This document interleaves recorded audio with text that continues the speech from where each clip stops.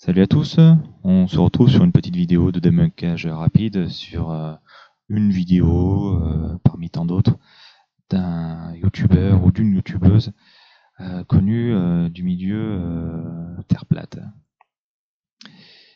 Alors, ce youtubeur, cette personne, a intitulé sa vidéo « Le trafic aérien prouve la Terre plate azimutale ». Ok. Bon, depuis qu'ils ont appris le terme azimutal sur les cartes, système projection cartographique, on entend ce terme un peu à tout bout de champ. Ça ne veut pas forcément dire grand chose comme ça, mais bon. Alors, le temps que la vidéo se mette en branle, qu'est-ce qu'on a? On a une personne qui va nous montrer que le trafic aérien que nous prouve que nous vivons sur une terre plate azimutale, bon, rebelote, et on prend rapidement, donc les distances sont trop grandes, les avions ont besoin de refaire plein à Dakar pour ce cas de figure, blablabla, des trucs classiques qui reviennent. Washington DC, Dakar Sénégal, etc., etc.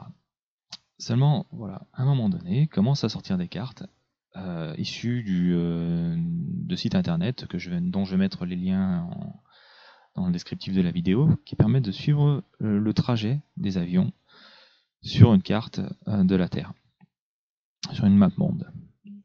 Donc, Tokyo, Copenhague. Alors, plus on avance dans la vidéo, plus il nous montre que les trajectoires empruntées par ces avions, voilà, ok, pas super d'accord, il ne comprend pas pourquoi.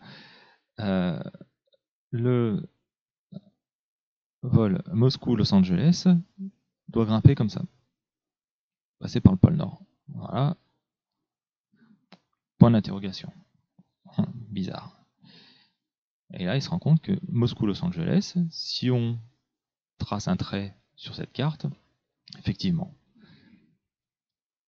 pareil sur plein d'autres trajets. Voilà. Los Angeles, Guangzhou, etc., etc., etc. C'est toujours le même délire, hein, effectivement. Des destinations qui sont situées dans l'hémisphère nord passent quasiment systématiquement par le cercle polaire arctique. Voilà. Donc, on va prendre un truc qui est facile à débunker. Voilà. Paris-San Francisco. Alors, il ou elle ne comprend pas pourquoi l'avion, au lieu de faire Paris-San Francisco, on va traverser l'Atlantique, le continent nord-américain, et arriver à San Francisco, pourquoi l'avion fait un détour énorme par le dessus? Et bien on va faire un truc tout simple. On va passer sur Google Earth et on va faire un trajet Paris.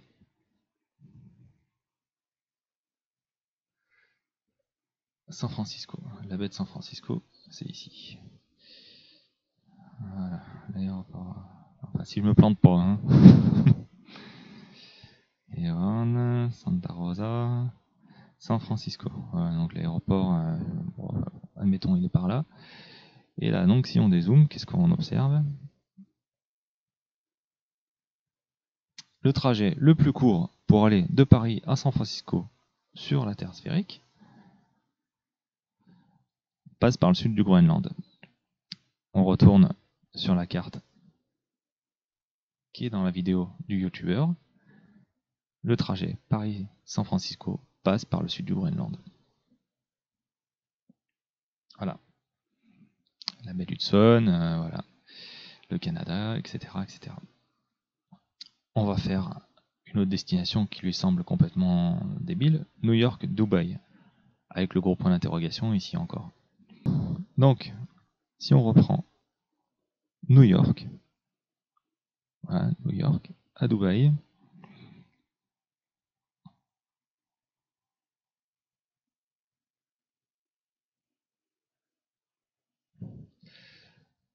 et quel est le trajet pour aller de New York à Dubaï?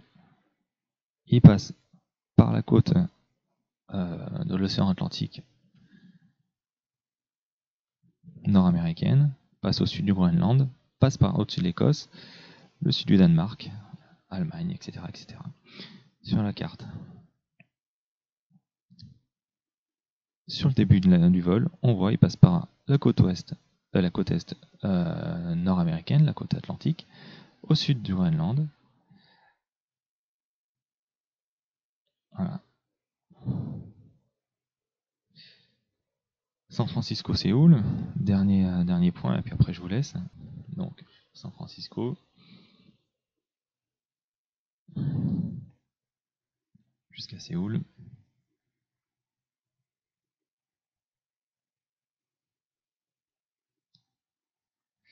Alors, qu'est-ce qu'on voit? Qu'un vol Séoul-San Francisco passe, il doit certainement contourner la Corée du Nord, passe par le sud des îles Sakhalin, le sud du Kamtchatka, le sud des Aléoutiennes, et pour revenir sur San Francisco. Qu'est-ce qu'on a sur le trajet? Voilà. C'est grosso modo la même chose.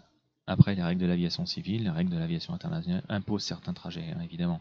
Les avions aussi dévient leur trajectoire vis-à-vis des règles pour éviter qu'ils se trouvent loin de certaines zones en cas de soucis, de pépins techniques, mais aussi ils utilisent les courants jet qui permettent d'économiser du carburant. Donc voilà, c'est toujours les mêmes délires, hein. Toutes les cartes qui sont proposées sur Flight 24, etc., ne sont pas plus cohérentes avec la Terre plate, surtout pour les vols dans l'hémisphère nord, puisqu'ils correspondent aux trajets les plus courts sur une Terre sphérique. Dernier point, il faut savoir que la carte utilisée par le youtubeur et par ce site internet est une projection de Mercator. Donc c'est la projection sur une surface plate et rectangulaire de ce qui est présent à la surface d'un globe terrestre. Voilà. Donc effectivement, les trajets des avions ne sont absolument plus du tout cohérents avec une carte projetée à plat. Une fois encore, ce youtubeur donc fait des raccourcis maladroits, voire peut-être même malhonnêtes, puisque ces points ont été soulevés à de très nombreuses reprises par des youtubeurs et puis dans les sections commentaires des vidéos de Terre plate. Est-ce qu'il le fait par honnêteté ou est-ce qu'il le fait par malhonnêteté? Ça, c'est sa conscience qui lui dira. Quoi qu'il en soit, s'il avait pris ne serait-ce que Google Earth ou bien un globe terrestre et par exemple utiliser une ficelle pour connaître le trajet plus court sur un globe terrestre, il aurait très vite compris que ces trajets sont complètement cohérents avec la Terre sphérique. Donc non, désolé. Je retoque ton truc. Le trafic aérien prouve que la Terre plate azimutale, c'est complètement bidon. Absolument pas. Voilà, en espérant que cette petite vidéo vous aura plu. N'oubliez pas de remonter les liens, n'oubliez pas d'être curieux, n'oubliez pas que tout est explicable pour qui s'en donne la peine.